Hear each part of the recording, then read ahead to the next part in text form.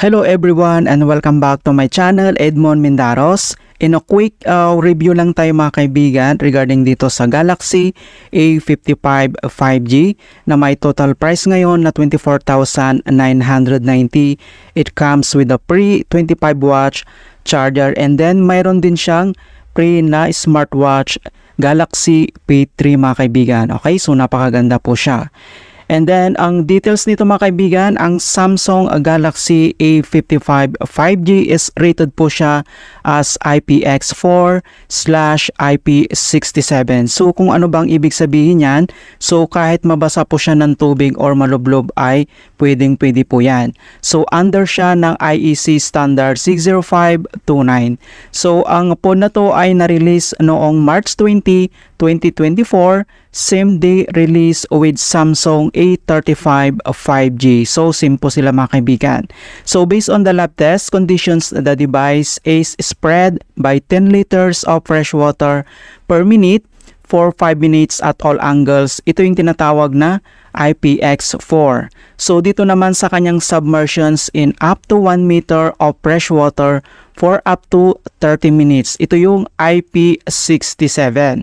So, may pagpipilian dito mga colors na mga kaibigan. Mayroon siyang Awesome Ice Blue, Awesome Lilac, and yung Awesome Navy. So, itong nabili natin ay Awesome Navy po ito mga kaibigan. Ayan. So, makita nyo yung kulay niya.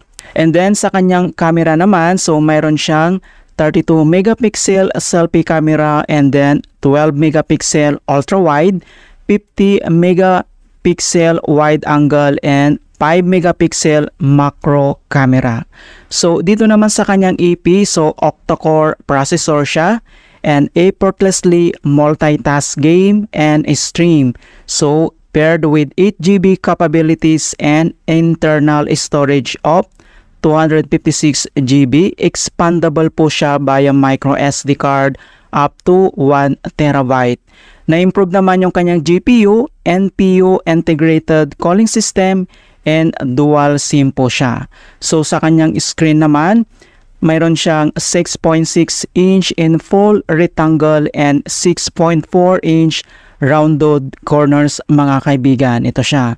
So dito sa kanyang battery naman, mayroon siyang 5,000 mAh. So for fast charging battery within 2 days with 25 watts charger. So durable against dust and water, IP67 dust and water resistant po siya.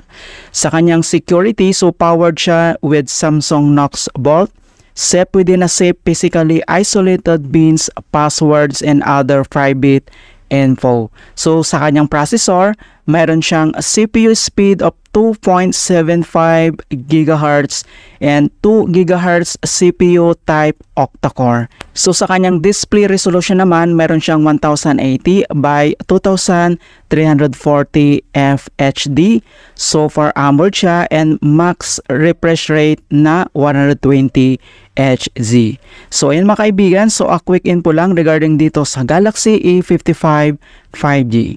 Alright, so kung bago ka lang sa aking channel, please don't forget to like this video and subscribe to my channel for more quality content.